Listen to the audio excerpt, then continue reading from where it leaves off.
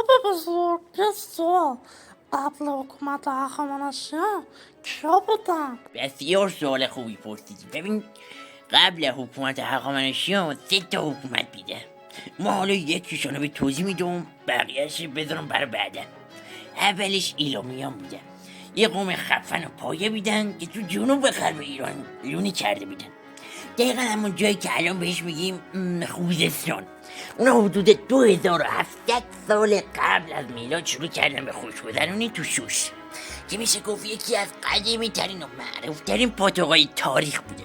شوش اون زمان یه چیز توپ تو مایه های مرکز و مهمونیان چیده بوده.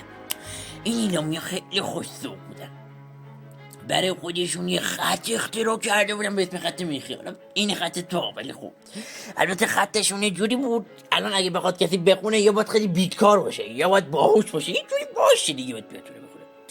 ولی خب واسه خودشون خیلی کارانداز بوده، مثل تلگرام الان.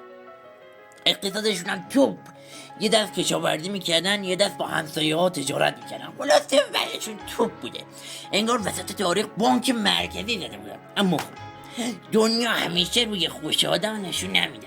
این بیچاره هم با همسایه های حسودشون مثل سوماریا و بابولیا و آشوریا دائما دفاع میکردن، انگار این تمدن با خودشون قرار دعوا گذاشته بودن که کی زودتر ایلامیان رو اذیت میکنه. ولی ایلامیان هم که کم نمیوردن، همونطور که پایه وای میستادن. آخر سرم تو سال 533 میلادی پیش از میلاد، کوروش بزرگ با ارتش خفنش اومد و گفت بچه ها بازی تمام است، بیاین و جزو تیم ما بشید. ایلامی هم که دیگه دورشون نمیرسید گفتن باشه، قبول است.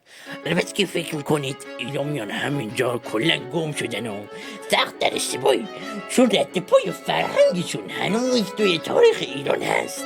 یه جورایی انگار ایلامیان با همه این اتفاقات گفتن ما نمیرفیم، ما تکثیر خواهیم شد.